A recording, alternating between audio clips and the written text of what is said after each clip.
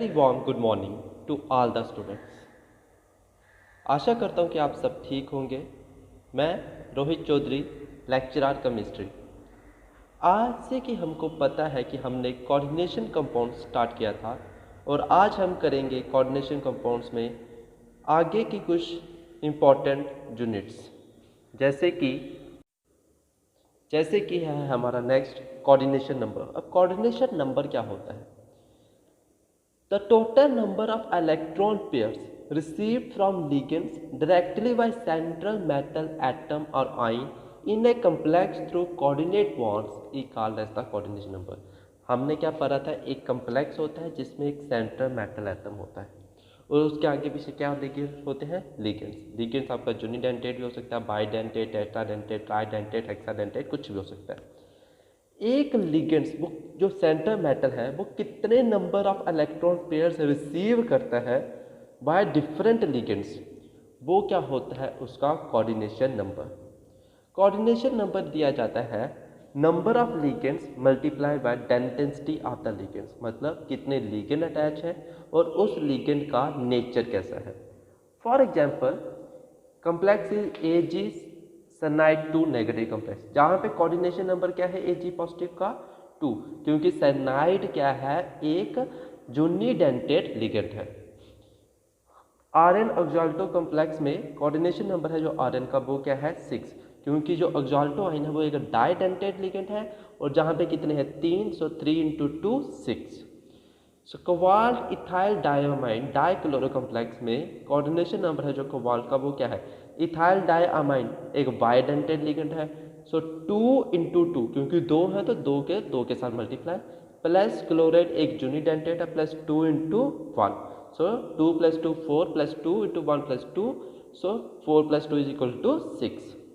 So these are the coordination number. एक center metal के साथ कितने लिगेंड्स अटैच हैं और उस लिगेंड का नेचर क्या है, मतलब एक सेंटर मेटल के पास कितने एक लोन पेयर अवेलेबल है, उसे हम क्या कहते हैं? उसका coordination number. The next is oxidation number और oxidation state of central metal. अब हमको पता है कि जो कोऑर्डिनेशन कम्प्लेक्सेस होते हैं उनमें एक होता है सेंट्रल मेटल एटम और उसके इर्द गिर्द लिखे होते हैं लिगेंड्स। जो कोऑर्डिनेशन ऑक्सीडेशन स्टेट हम किसकी निकालते हैं? सेंट्रल मेटल एटम की। जो ऑक्सीडेशन नंबर होगा सेंट्रल एटम का वो क्या होता है? एक रेसिडुअल चार्ज होता है जो अपीयर आता है सेंट्रल एटम पे when all other atoms are ions, जब हम उसको लिगेंड जितने भी हैं उनको रिमूव करते हैं from the coordination sphere.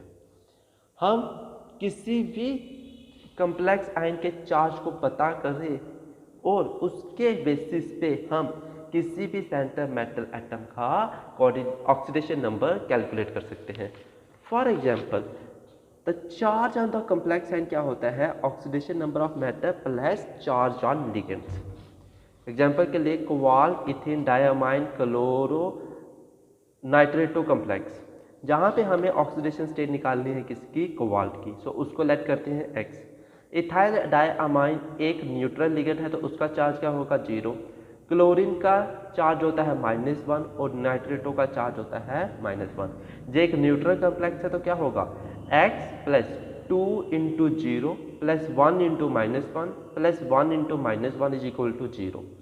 x -1 is equal to 0, तो x जो -1 दोनों उस साइड जाएंगे तो कंबाइन करके क्या बनाएंगे? +2। So the charge on the centre metal ion that is oxidation state of cobalt is +2।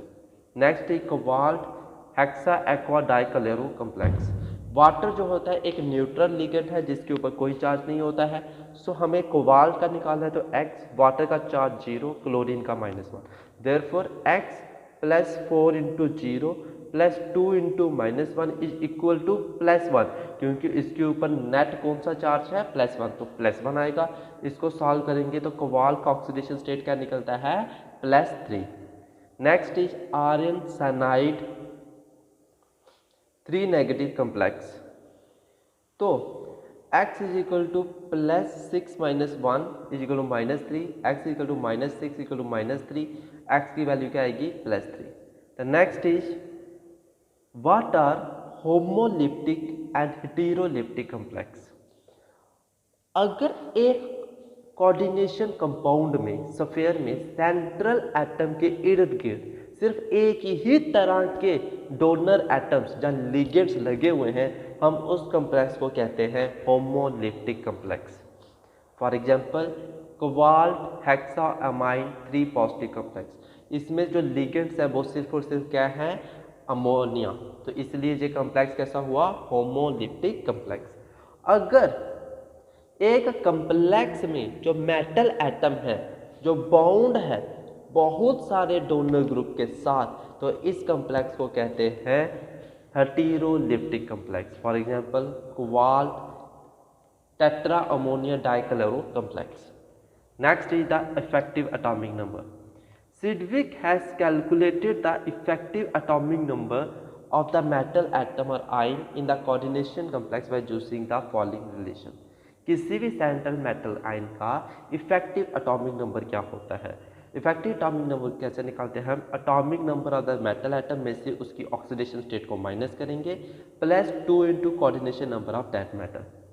अगर आपका इफेक्टिव एटॉमिक नंबर किसी नोबल गैस के इफेक्टिव एटॉमिक नंबर के बराबर आता है तो कॉम्प्लेक्स क्या होगा, स्टेबल, नहीं तो अनस्टेबल।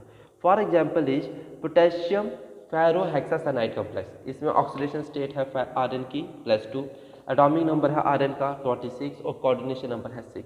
इफेक्टिव एटॉमिक नंबर क्या होगा, 26 minus 2 plus 2 into 6, 24 plus 12 is equal to 36, जो किसका एटॉमिक नंबर है, क्रिप्टॉन का, जो कि एक नोबल गैस है। इसका मतलब ये जो कॉम्प्लेक्स है वो एक स्टेबल कॉम्प्लेक्स है। With this today lecture is over. आशा करता हूँ कि आज का लेक्चर आपको पूरी तरह से समझ आया होगा। Till then thank you students and have a very nice day.